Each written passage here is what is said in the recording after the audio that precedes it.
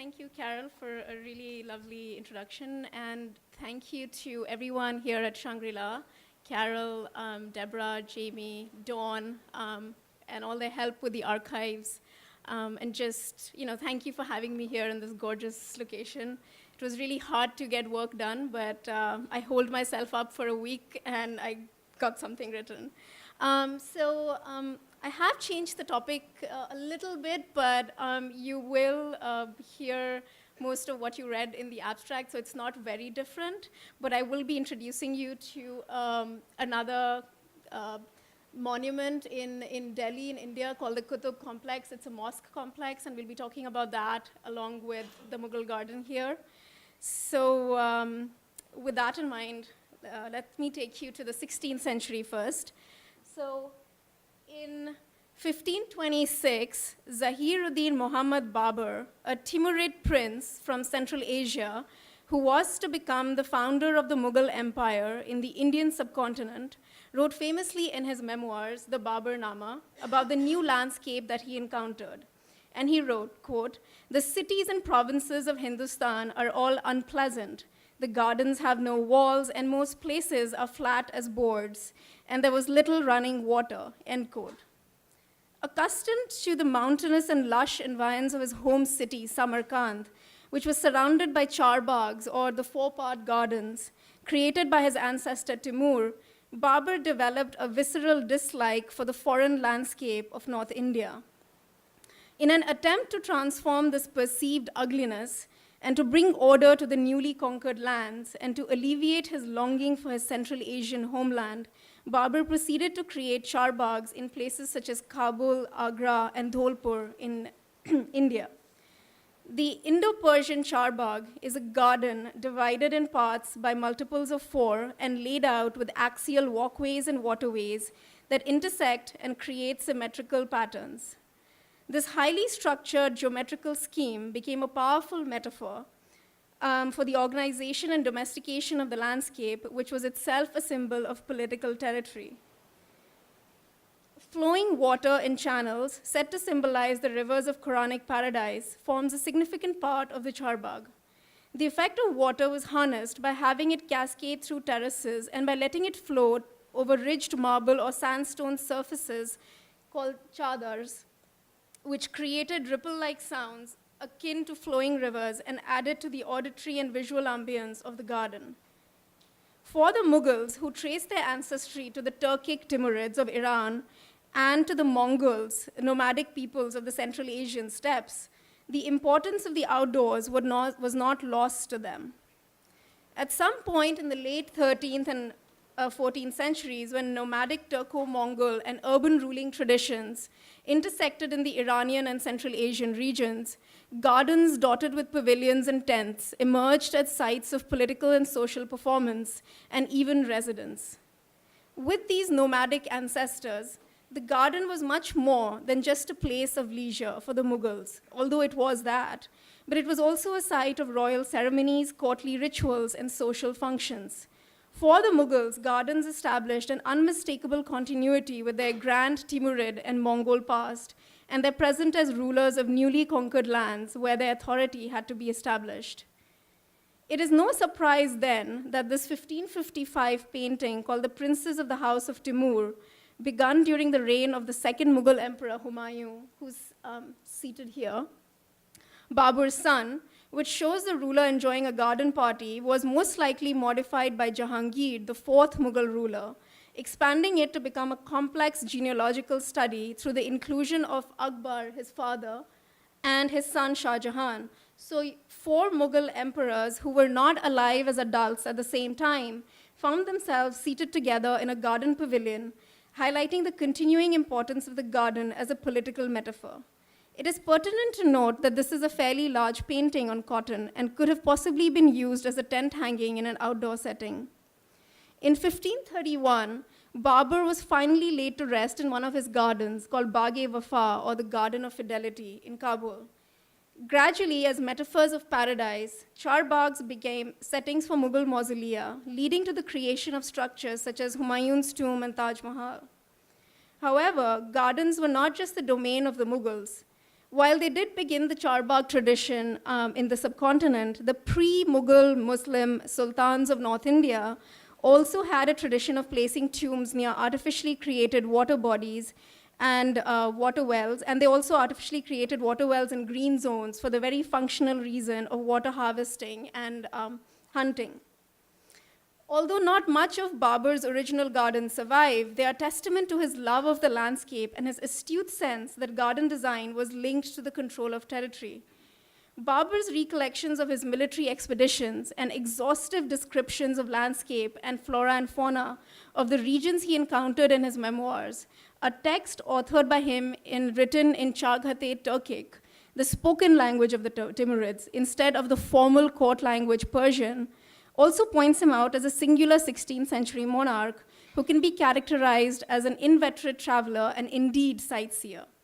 Babur's love and longing for the landscape of his Central Asian home and his efforts to create ordered charbaghs in his new home in North India highlights the close affinity that travelers have with the landscapes they leave behind and the new ones they encounter on their journey. Shangri-La's Mughal garden has also come to exist as a result of Doris Duke's travels, her love of the landscape, and an interest in European garden design, an inclination that she perhaps inherited from her father, James Buchanan Duke, who in 1893 established Duke Farms in New Jersey. Although it wasn't until the early 1960s when the present charbagh form of the Mughal garden came to be, in the late 1930s when it was called the Allée, the garden did begin its life with Mughal features. For example, the chini khana, or niches, where lamp lights could be placed, with a water feature, a long water channel with lotus head fountains, and a lotus-shaped scalloped pool at the end. Elements that are typically found in Mughal charbaghs and which Doris Duke was exposed to in her 1935 travels to British India were already present in the first avatar of the garden. It was only after 1961-62 when she procured the pattern of the walkways in the 17th century Mughal Shalamar Bagh in Lahore from the superintendent of archaeology in the then West Pakistan, that the current brick walkways and parterres were designed. We find no mention of an architect or a landscape architect hired to design the changes. And instead, we find quick hand drawings of the proposed walkways and the parterres on an envelope and on a piece of paper, which were most likely handed over to the landscape contractor. The absence of a professional designer reveals that Doris Duke herself was, in all likelihood, involved with the process of bringing the Mughal garden to completion. She was perhaps aware of the differences in the different types of parterres in Mughal charbaghs, as her personal library contained the 1913 text Gardens of the Great Mughals by Constance Mary Villiers Stewart, one of the first, which this text is really one of the first secondary sources on Mughal gardens, and which included elaborate drawings and paintings by the author. One illustration highlights the differences, however slight, between the curved versus the sharp edges of the Shalamar Bagh and Taj Mahal parterres. So this is your Shalamar Bagh parterres, and the more sharper ones, these are the Taj Mahal parterres. This fairly slight difference seems to be important to Duke, and in a 1966 article in Vogue magazine, Shalamar Bagh, Lahore, rather than any other Mughal site, is mentioned as the inspiration.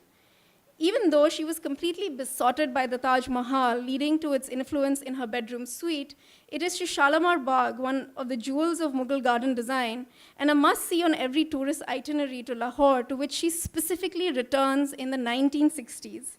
Her later insistence on Shalamar Bagh as the inspiration could be related to the preeminence given to Shalamar in tourist guidebooks since the late 19th century, which mentions that the gardens in which the British had constructed a guest house was a perfect getaway for honeymooners.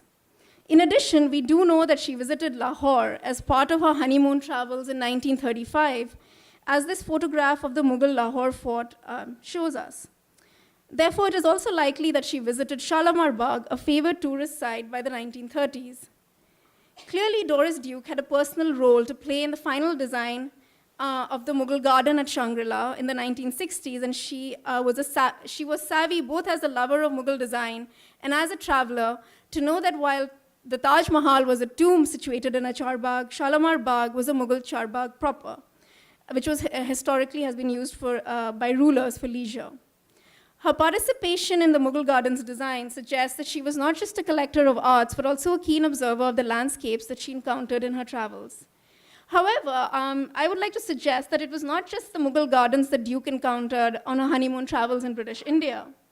Staying at the fashionable Cecil Hotel in Delhi, favored by European tourists, and as a guest of the Viceroy and Lady Willingdon and of General Sir Philip and Lady Chetwood and family in Delhi, she would have had access to colonial bungalows, their English-style gardens, and learned about British landscaping efforts around Islamic structures. Lady Willingdon, for example, was instrumental in creating an English-style park around 15th century tombs of the pre-Mughal Lodi dynasty in Delhi. Called Lodi Gardens today, it was originally named Willingdon Park and used by Europeans and perhaps wealthy Indians for picnics. In addition, a few years before her visit in 1931, New Delhi, the capital of British India, had been formally inaugurated, and a large part of the central vista containing the government buildings were constructed and landscaped. Designed by Edwin Lutyens and Herbert Baker as the lead architects, the government house, or the Viceroy's residence, which is today the offices and home of the President of India, had a Mughal garden with several English, it still has it, with several English elements, such as tennis courts, pergolas with rose creepers, neat green lawns, and a sunken garden with symmetrical flower beds. Doris Duke and James Cromwell seem to have taken a walk in these gardens of the viceregal residence, as these photographs reveal. This is the Viceroy's residence here, and these would be part of the gardens. It is no coincidence that Gertrude Jekyll, the primary designer of the English cottage garden in the late 19th and early 20th century, worked with Edwin Lutyens. They collaborated on at least 70 gardens in England, and in addition to serving as his mentor, she had an important influence on his aesthetic, especially in the area of landscaping, leading to the English aesthetic in this Mughal garden. The buildings and gardens of the Viceroy's residence were designed starting 1912, in the years after Delhi was announced as the new capital of British India. As far as the design of the buildings was concerned, Lutyens and Baker rejected the Indo-Saracenic style, which combined Victorian, Gothic, and Indo-Islamic elements popular with colonial architects of this time. Rather, they looked further back to India's Buddhist past via stupa architecture, which was incorporated with some Indic elements, such as these kiosks and these overhanging roofs, and also with European elements, such as these pillared colonnades. The garden, with its curious mixture of Mughal and English landscaping forms, was in a way a continuation of the building design. Although formally called the Mughal garden, it was most certainly a fusion of forms.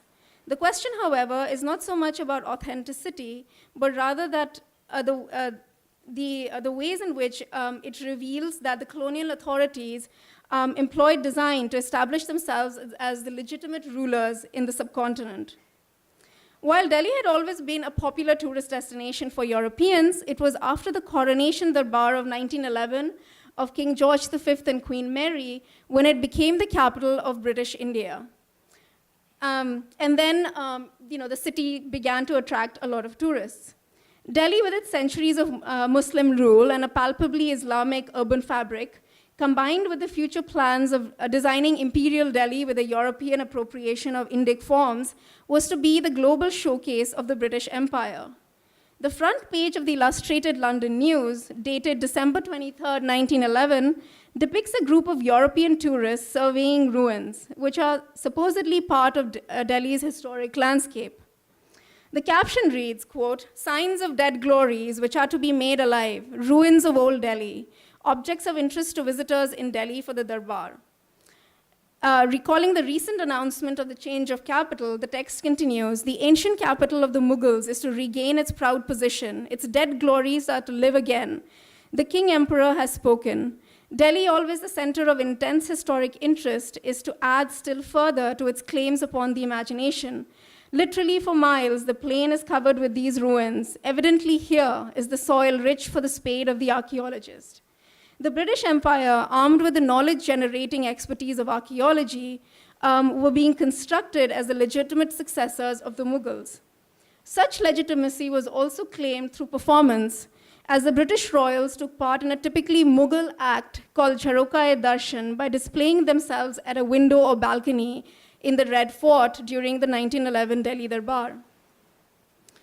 While Babur was clearly ordering the Indic landscape through charbarghs, and while it was politically important for the British to link themselves to the Mughal past, we cannot simplistically read Doris Duke's attempts at creating a foreign garden type in Hawaii as an attempt to tame this landscape. Rather, its presence, and indeed the rest of Shangri-La's landscape, is entangled not just with her travels to the Middle East and British India, but also with the history and experience of British colonialism in India, its impact on landscape design, and its construction of the appropriate picturesque view to which she was widely exposed in 1935.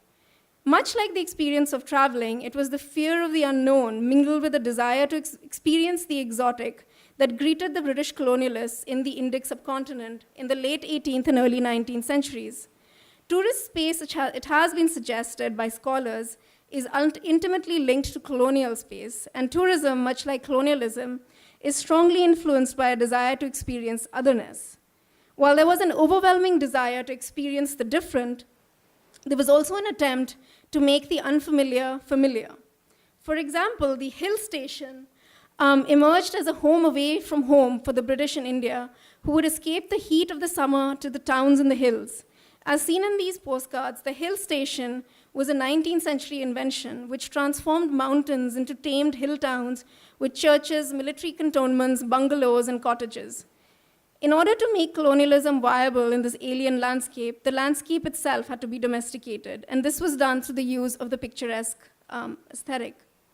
To elaborate upon the picturesque as it was deployed in the landscape of British India, allow me to take you to the 12th to 14th century Qutb complex in Delhi, a set of Islamic but pre-Mughal structures consisting of a congregational mosque, a madrasa, or a school, a royal tomb, 2 minarets, of which one, called the Qutb Minar, is approximately 220 feet tall, and the second one remains unfinished. The complex was surrounded by 4 gateways, of which by the time the British encountered this space in the early 19th century, only one was surviving. The Qutb Mosque was the first structure to be constructed in 1192, soon after the establishment of the first Islamic dynasty in the Indian subcontinent, the Ghurids, who were largely Turks from the northwest Afghan regions. Being the first congregational mosque of Delhi, and therefore also a significant place of community for the city's Muslim population, the mosque was continuously expanded upon by successive Islamic dynasties until the late 14th century, making the space around these structures successively larger. Incidentally, Doris Duke and James Cromwell visited the Qutb complex with the Chetwoods, with whom they had taken sightseeing tours of Delhi. Here she is participating in the popular tourist activity of wrapping one's arms around the 4th century iron pillar inside the mosque. Legend has it that if you can get your arms around the pillar, your wishes will be fulfilled, but just tales to attract tourists, of course. But Duke's engagement with this practice shows that her time in Delhi was enmeshed with the touristic activities popular in the mid-1930s. And even, and now allow me to take you a little bit into my own childhood, and even in the late 1970s, the highlight of winter holidays for me as a child was picnics in the sunny environs of the Qutb Mosque complex, where my grandfather loved to take the extended family. Amidst the columns of the 12th century mosque, I did not at all think strange that the group of historic Islamic structures in North India could be surrounded by a quintessential English landscape consisting of green lawns, neat hedges, a circular driveway, and strategically placed trees to picturesquely frame the site. And later, growing up with the omnipresent sights and sounds of popular Hindi cinema as the mass culture of my youth, I took for granted its use of Islamic architecture as an aesthetic backdrop for romance. The Qutb complex had been transformed into a scenic destination through landscaping that made Bollywood love and middle-class picnicking possible. While romance, tourism, and public space have been entangled with visual culture in India since the early 20th century, the specific aesthetic of the picturesque landscape was an import in South Asia via the English colonizers. In Jane Austen's 1798 novel Northanger Abbey, the protagonists Henry Tilney and Catherine Morland meet while they are visiting Bath, the popular tourist destination near England's charming Lake District, a region that has long inspired painters and poets. One day, Henry takes Catherine for a walk along the countryside, and upon reaching a summit called Beechen Cliff, begins to instruct the naive young girl in the rules of picturesque beauty. Austen then describes the scene from Beechen Cliff from Henry's point of view. Henry begins to talk of foregrounds, distances, and second distances, side screens and perspectives, lights and shades, and by an easy transition from a piece of rock fragment and the withered oak, which he placed near the summit, to oaks in general, to forests, the enclosure of them, wastelands, crown lands, and the government, he shortly found himself arrived at politics, and from politics, it was an easy step to silence. In a landscape where all signs of the picturesque in nature lead to politics, politics led to silence, signaling a link to repression. Henry's description of the scenery serves to underscore the fact that in 18th century Britain, the landscape, and the picturesque landscape in particular, was a mode of political discourse. Members of the 18th century intellectual land-owning British aristocracy, such as Uvedale Price and Richard Payne Knight, were among those who defined the exact nature of the picturesque. This definition, more often than not, included undulating green landscapes appropriately punctuated by groups of haphazardly placed trees and shrubs, the view of which usually culminated in an old ruin or historic structure on a cliff top or near a water body. Landscapes of such description were often found in British manor houses. Implied in Henry's description of the picturesque are the forcible acquisition of farmlands by the crown and the aristocratic classes, and the figurative control of the countryside by defining the picturesque very precisely on their terms. But what is even more striking about the description is not the inevitable linking of landscape with politics, but the silence that follows that connection. In this silence, we can read the suppression of farmers and laborers to whom the countryside was a source of livelihood. This act of defining could only take place by those who were viewers of the landscape, that is, the wealthy and middle-class travelers or the land-owning aristocrats, and not by peasants, who were not the creators of the picturesque view, but rather were part of it. The English fascination for taking tours to green landscapes dotted with ruins was made popular by William Gilpin, a clergyman. During the summer of 1770, he took a tour down the River Wye in South Wales, stopping to sketch when he found a view that was adequately suited to the rules of picturesque beauty. Gilpin's travels and writing helped popularize in Britain the practice of traveling for leisure and made sketching while touring fashionable. His sketches and descriptions, which became long-lasting souvenirs of the British countryside, also deemed certain places more worthy of visiting based on specific aesthetic criteria. The picturesque was not a vague notion of beauty, but was defined by rules that linked a landscape's physical characteristics with different emotional reactions in the viewer. James Buchanan Duke had in his collection a series of European paintings reflecting this picturesque aesthetic, and we can be fairly certain that Doris Duke was aware of and knew how to appreciate such landscapes with manor houses, green lawns, and historic ruins. By the 19th century, it could safely be said that the wealthy and middle-class British were the most ubiquitous tourists, both in the European continent and in the several British colonies from Egypt to India. With the trusty little red Baedeker or Murray, both popular guidebooks in the 19th century, the British tourist was the most conspicuous sight amongst the ruins of Italy, or so writes E.M. Forster in his 1908 novel, A Room with a View. Britain was also perhaps the only European nation to become passionate about preserving its ancient architecture, particularly in the face of fast-paced life signaled by the Industrial Revolution of the 19th century, which threatened the loss of the nation's past vestiges, such as the historic architecture and natural landscapes. As die-hard antiquarians, eager tourists, and avid aficionados of picturesque landscapes, the British may well have experienced colonialism in India as a great travel adventure. This very particular British sensibility of the picturesque and love for antiquities and travel had a transformative effect on the landscape around the Kudo Complex. Now, most art historians writing on the Qutb complex have focused on its various architectural styles that reflect a fruitful synthesis of Islamic and local Indic styles of building and design, its inscription and issues related to patronage. And while these studies have indeed been useful, the main focus has been on the built structures and not on the landscape that surrounds it and indeed links the disparate structures in this complex. So when the British, who in the early 19th century were the East India Company, would have encountered the structures of the Qutb complex, forests and farmlands would have surrounded these structures. And by 1803, which is when the British began to establish their political and economic control on Delhi, the Mughal Empire was in a weakened state with several splinter kingdoms, and its authority was left only to a few miles around the Delhi region. After assisting the Mughal emperor repel an attack by one of these breakaway kingdoms in 1803, British were able to establish themselves in the Mughal court in Delhi. Following the battle, the British appointed one of its officials as a political resident at the Mughal court, whose purpose was to maintain British financial and political interests in the city. When the Qutb complex was commenced in the 12th century, the political headquarters of the ruling pre-Mughal Muslim dynasty would have been near those structures. However, over the centuries, and in order for successive ruling dynasties to establish and consolidate their authority, each ruler built a new city.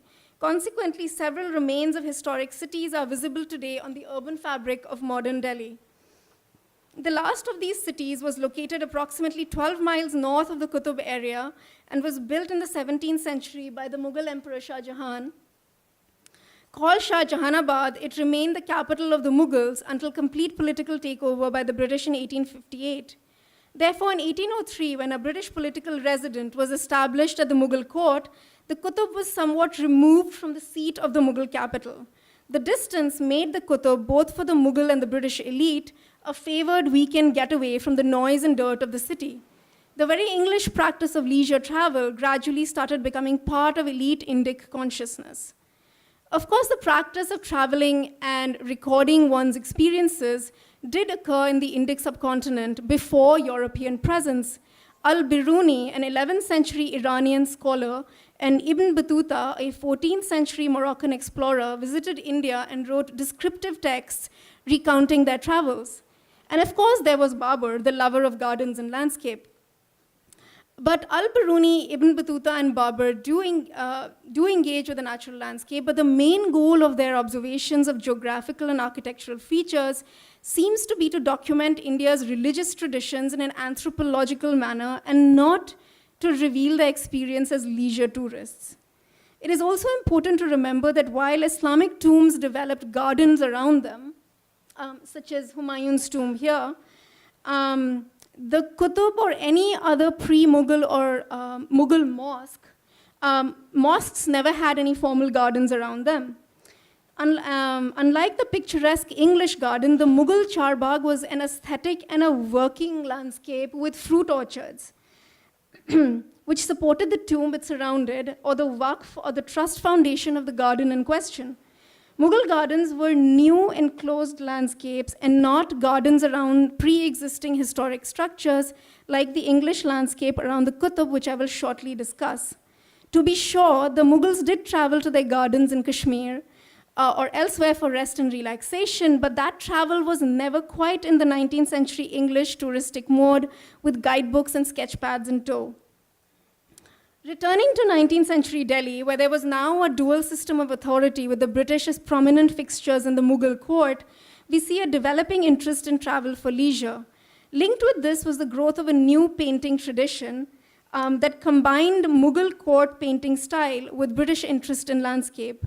Sometimes called company school painting because it catered to the new patrons, the British East India Company, these artworks demonstrated the dynamic interplay of Mughal and European and courtly and non-courtly patronage and production circuits, and also a diverse range of customers, as can be seen by the trilingual annotations under the images in English, Hindi, and Urdu. They are there, trust me. Though the interaction between the Mughal and European painting traditions has a centuries-old precedent since the reign of the 16th century Mughal Emperor Akbar. These company school paintings consisted of painstaking architectural detail and topographical studies that depicted landscapes and ruins that the British were acquainted with in European landscape painting.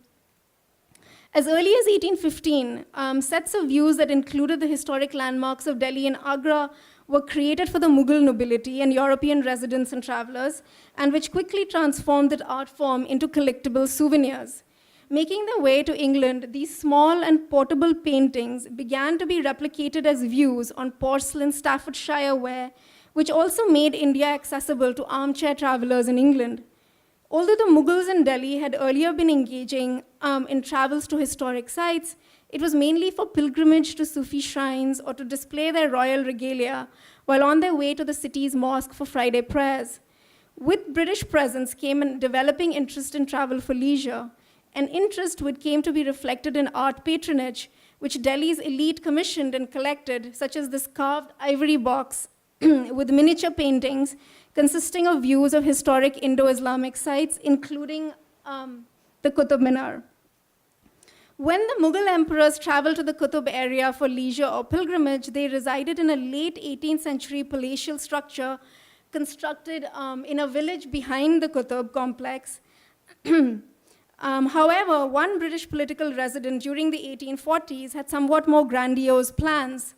The British resident in question was Thomas Metcalfe, who, in an effort to create a spectacular weekend getaway in the environs of Delhi, happened to become a neighbor of the Qutb Complex.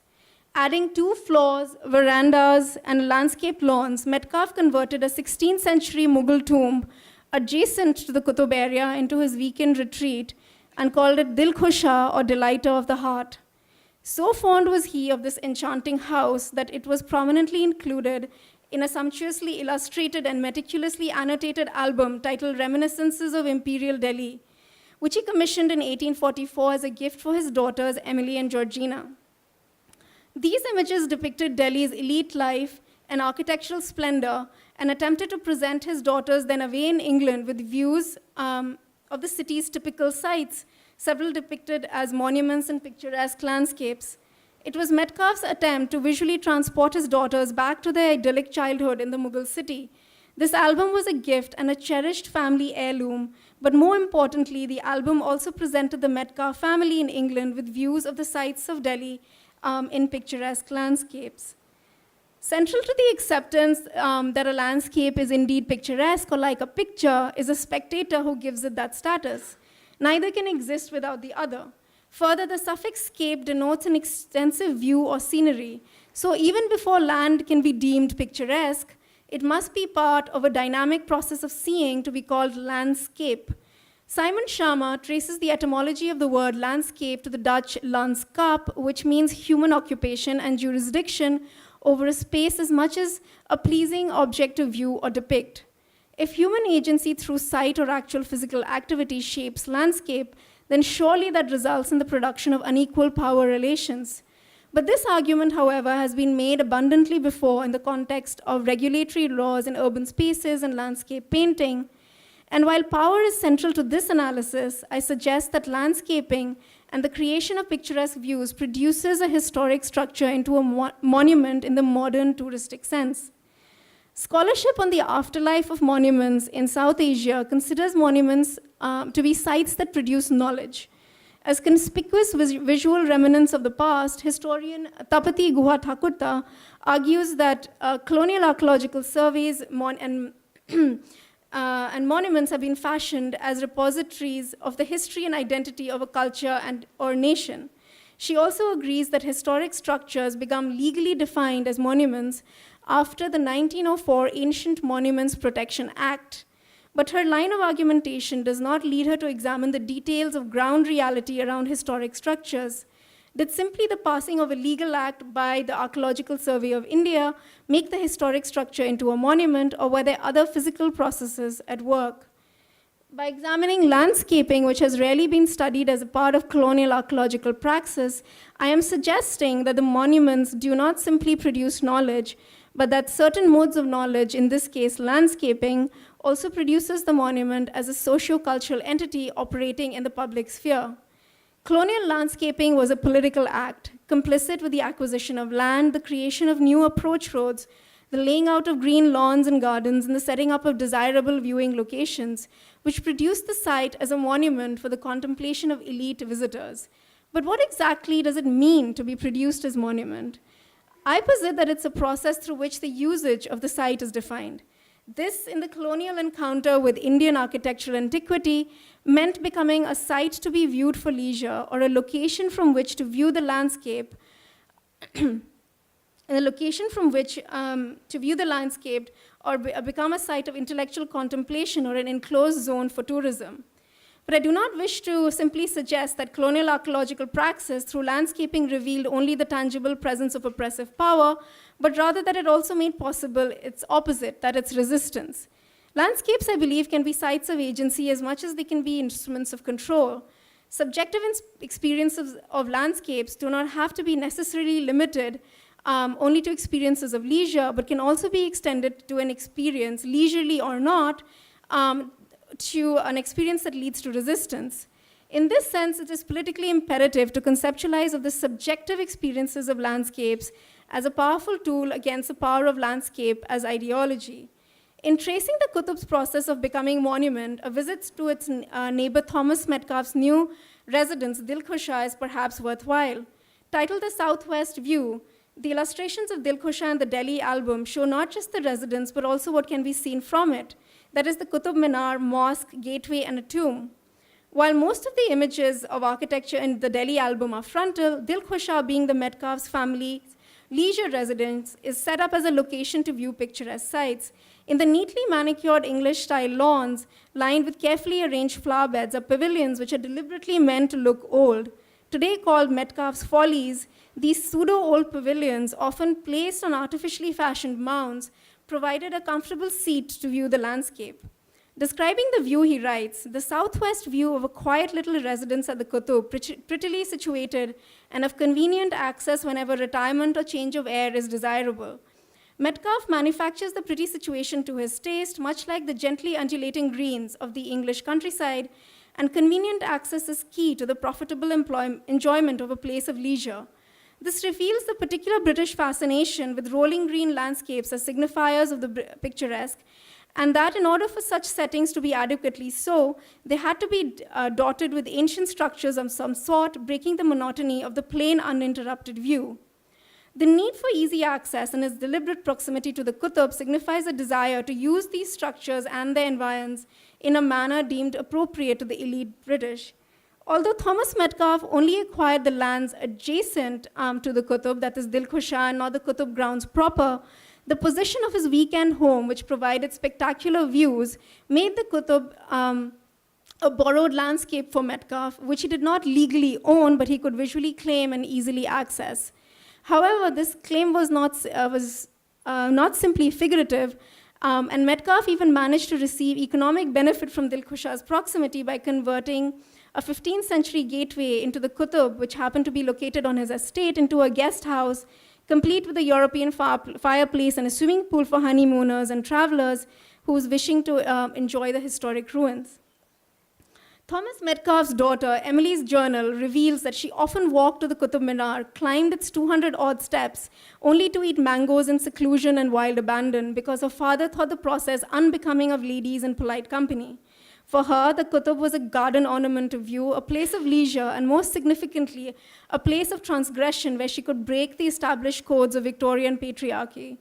But this seemingly frivolous act of eating speaks volumes about the myriad kinds of actions, behaviors, and interactions that this monument could provide. Although the white English woman was part of the ruling gentry of Indian colonial society, her body, attire, and behavior were the signifiers of Victorian morality and gentility. British women were restricted in their public appearances, and when seen outdoors, they were usually riding horses, were in carriages, or being carried in palanquins. While they definitely had more interesting lives in India than if they lived in the English countryside, and while some did have relative freedom to travel in the colonies, the patriarchal norms of Victorian society were still imposed on them.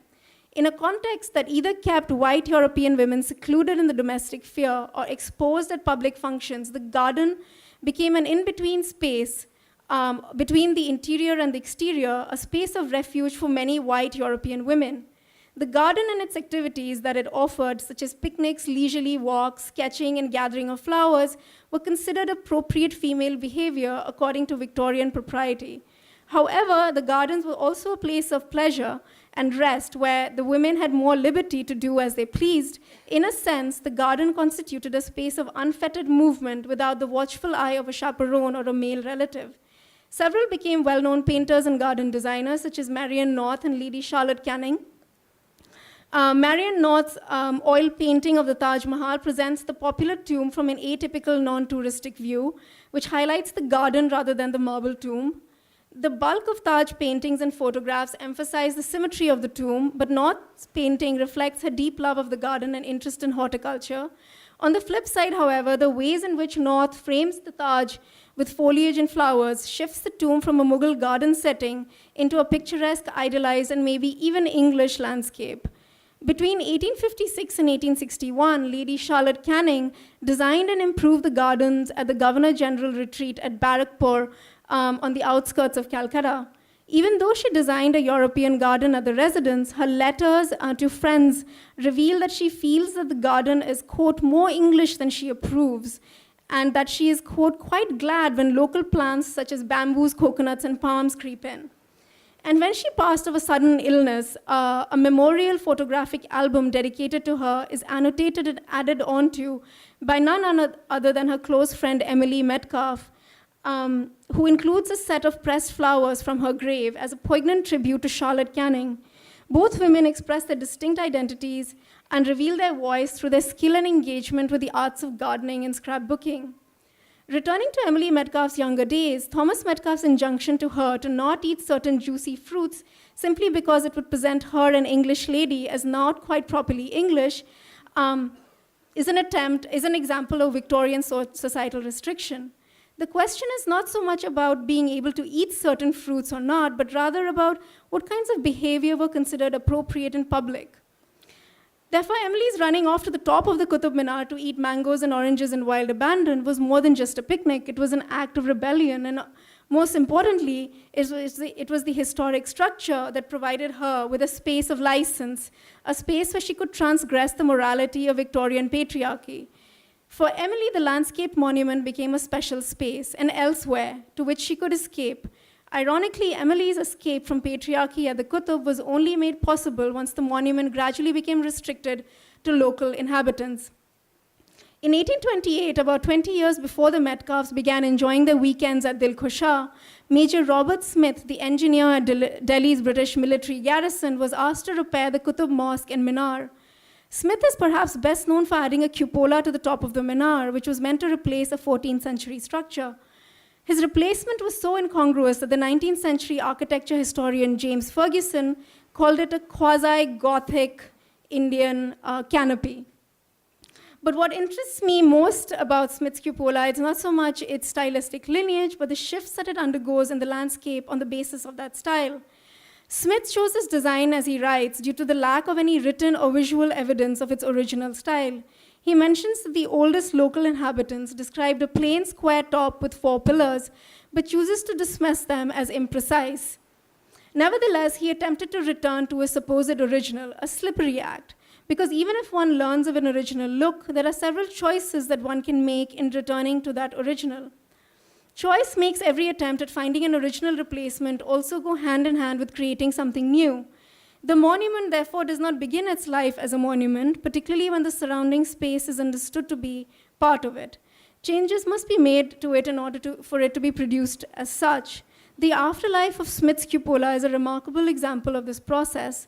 It starts out as crowning the top of the Qutb Minar, but by 1848, it was removed by the British Viceroy Lord Hardinge because he considered it incompatible with the style of the Minar. And it was placed as a viewing pavilion on, ironically, one of the ornamental mounds created by Robert Smith himself. And by 1911, in an attempt to go back to an original landscape, the mound was flattened and the cupola pavilion was placed in the corner of the newly created Qutb lawns. At each stage, there was some concern with the original style of the cupola, the original look of the minar, and the original shape of the lawn. But after each move, there was never a return to an original. Instead, something new was created. Having traveled extensively and sketching while he did so, Robert Smith was aware of the significance of the appropriate view.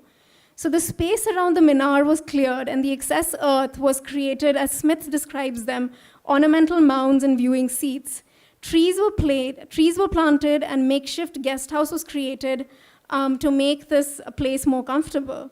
These landscaping endeavors, seemingly designed for the benefit of all visitors, discriminated on the basis of class and sometimes race.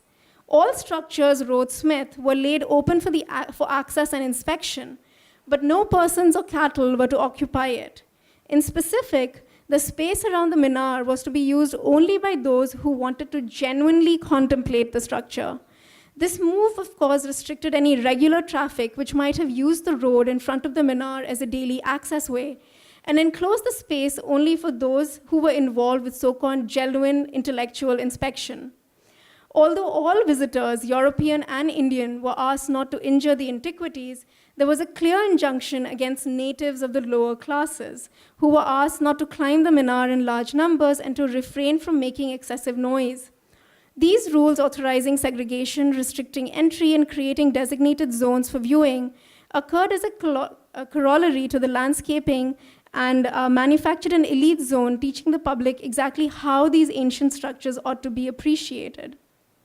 However, it was precisely the institution of these rules that also allows us to see how they were broken and therefore understand resistance in these historic landscapes. In 1903, a Mrs. Thompson, a wife of a British civil service official, describes a picnic at the Qutb, revealing that the space was not always very comfortable for the European tourist. Mrs. Thompson's narrative reveals that reveals the nervousness she feels when her husband, who had gone up to the minar armed with a pair of binoculars, had not come down for a long while, and that during this time she had seen crowds of natives going up. She writes, "One never really knows the workings of their minds," she goes on to write, but displays relief when they are indeed quite safe in the end. Her fear was perhaps not an isolated experience. In 1903, it had been about 70 years since Robert Smith's rule against crowds of natives not going up to the minar. And yet the European visitor did not always feel safe in this location. These crowds of locals were obviously not openly mounting a revolt against the use of the Qutb as a tourist site, and their intention is really not the point here. Rather, the constant breaking of rules, which was instituted by the English authorities, reveals a more subtle, unintentional resistance, one that allows for the one that refuses to allow for the ease in the intellectual contemplation and leisure for the elite. Robert Smith's improvement took place before the formation of the Archaeological Survey of India in 1863 and the passing of the Ancient Monuments Protection Act in 1904. Under the Archaeological Survey of India, preservation was defined as an act of protecting the structure without altering its use. The question of usage is key and paradoxical because the act of turning a historic structure into a legally protected monument and the ensuing preservation begins to alter the use of the site. From simply a historic structure, it starts to get defined as a tourist site. So when Delhi becomes the capital of British India in 1911, it resulted in a stimulus towards archaeological works to showcase the monuments of the new capital city to the ever-increasing numbers of tourists. So now the Qutb started to become a well-defined tourist zone. Land was acquired, enclosure walls were built, and new approach roads created better views and easier access. Gordon Sanderson, the newly appointed archaeological surveyor in Delhi, was central to this redefinition.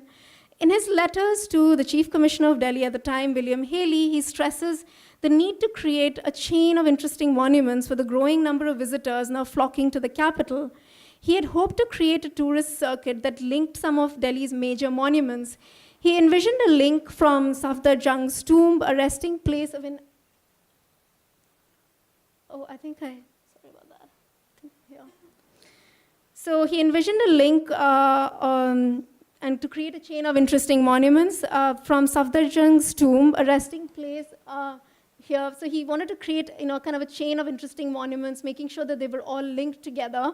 And so that And he tries to convince the chief commissioner, and he mentions that we must deliberately popularize the monuments and do landscaping in the effort to get European tourists to these sites. But by 1911, farming lands around the Qutb were acquired, and a road that ran through the east side of the Cathode Mosque was diverted outside, and unwanted traffic, people or cattle, were forced to take the longer route around the complex rather than through it. In order to make an intelligible entrance to the compound, a circular approachway was created for carriages. A landscape feature, as we know, which is found in European manor houses, was transplanted on these 14th century Islamic structures, all to provide easier access and a more charming view for those arriving in carriages.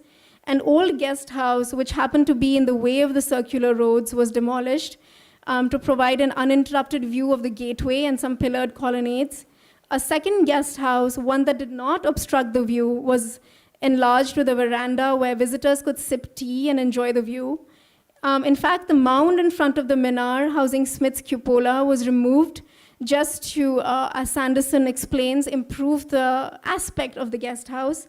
So determined was the archaeological survey in fashioning this very green English landscape around the Qutb, that despite a water shortage, more than 10,000 rupees was spent for a pumping well, gardeners, and water bearers. And by 1915, the Qutb was created into an enclosed complex, its several monuments made intelligible to visitors. John Marshall, the Archaeological Survey's director at the time, stated that the area extending from the gateway in the south to the unfinished minar in the north had been connected as a whole. Had connected which the visitor can grasp at a glance. This visitor-friendly coherence was manufactured by employing this British aesthetic of picturesque views, neat grass lawns, and so on. This enticingly pretty English aesthetic, which due to its deceptively simple and soothing spatial arrangements, has become so ingrained as the embodiment of beauty that today visitors take the Qutb Gardens to somehow be completely natural. As the Qutb was undergoing these aesthetic transformations, villages surrounding it began to face challenges. In 1915, a move was made by the Colonial Public Works Department to acquire land in a village a mile north of the Qutb in order to widen the approach road from the city to this newly created tourist monument. Land acquisition on the surface seemed quite fair as it provided for compensation and often based itself on private negotiations between government and the landholders. But this process was more complex because official documents reveal that private negotiations were often favored over compulsory acquisitions, as the latter did not meant higher compensation fees. The benefit of private negotiations, however, was lost in this case as the villagers refused to leave their lands, claiming that they would lose their crop if they moved during the harvest. But harvesting seasons came and went, and the villagers refused to vacate, continuing their fight until 1922, when a compulsory eviction was favored. And by then, the government even described the villagers as members of the non-cooperation movement. The non-cooperation movement was one in a series of several Indian nationalist attempts at overthrowing British colonial rule, during which interested people were participating in boycotting government jobs and machine-made products from Britain. So the government is even calling these villagers perhaps that they're members of the non-cooperation movement. It cannot be said if the villagers were really part of the non-cooperation movement or if they were rebelling directly against the Qutb improvements or simply fighting for their daily means of existence. But it can be said that they were engaged in a subtle form of resistance which had the authorities flummoxed for 6 years. In their resistance, they revealed that the landscaping around the Qutb catered to an elite clientele and benefited the so-called genuine visitors, that is, tourists to the monument, and not those who inhabited the space around it. By July 1922, the villagers in question had lost their space and were evicted to make way for the increasing numbers of carriages and motors going to the Qutb. And within the newly fashioned monument itself, space was rented to the well-known Indian photographers of tourist views, H.A. Mirza and Sons, who catered to the growing demand for postcards and photographs as souvenirs of the monument. So I'm not attempted to say that archaeology was simply a nefarious tool of colonialism or that Qutb improvement works should not have taken place. Rather, the Qutb complex had been transformed from a mosque into not just a very English space of leisure, but also as a marked and enclosed territory. teaching the visitor how to appropriately engage with structures of the past, that is, as monuments that need to be contemplated. And if landscaping marks the historic structure as monument and the space as picturesque, the resistance reveals the violence of that seemingly benign and democratic act. Colonial landscaping on the surface seemed democratic because it was supposedly creating a public space of leisure, but it was also creating a monument where visitors could be genuine only if they performed the ritual of being tourist citizens. Others were mere disturbances, making the villagers non-cooperators, not because they were really part of a nationwide anti-colonial non-cooperation movement, but because they were not cooperating in acknowledging the structures as tourist monuments. However, I do not examine these landscaping works as only a one-sided instrument of control, animated by the actions of diverse people, such as European women and local villagers, which were opposed to desired convention. The landscaped Qutb complex becomes an exciting in-between space of control and transgression. In the context of colonial landscaping at the Qutb complex, how then might we read the Shangri-La's Mughal garden? While my research at Shangri-La is still a work in progress, I'm nevertheless fairly certain that Doris Duke's exposure to Mughal gardens during her travels must be understood in conjunction with the colonial context which she encountered in British India and the other landscaping efforts she must have also been attentive to, and the touristic mode through which she saw and experienced historic sites. After all, the landscape of Shangri-La consists not just of a Mughal garden, but also reflects an attempt at global referencing, with an English-style lawn with water features, tennis courts that used to be here, and a Chinese moon garden. Let me end with a rather amusing illustration from a 1935 American newspaper caricaturing Doris Duke's attempts to meet with Gandhi. Although she ultimately did meet with him, the international press made much of his initial refusals. By this time, the media was also aware that Doris Duke and James Cromwell were going to build a Taj Mahal-inspired home in Florida. The image presents her as a damsel in distress who's framed by the rather orientalized Taj Mahal, which is also framed by palm trees, as if mocking her attempts to take Mughal design to Palm Beach. Significantly, however, she rejects the first very obviously Taj Mahal-esque rendition of the home by Palm Beach-based architect Maurice Fatio, and rather chooses the more modernist articulation of the Islamic aesthetic by Marion Sims Wyeth, undermining what the media and society expected of her. Much like the European women travelers discussed earlier, Doris Duke's personal interest in replicating a Mughal garden, along with a melange of other landscaping forms, and most importantly, her awareness of the notions of the picturesque view, must be read in the context of perpetuating the colonial gaze, but also in subverting it. Thank you.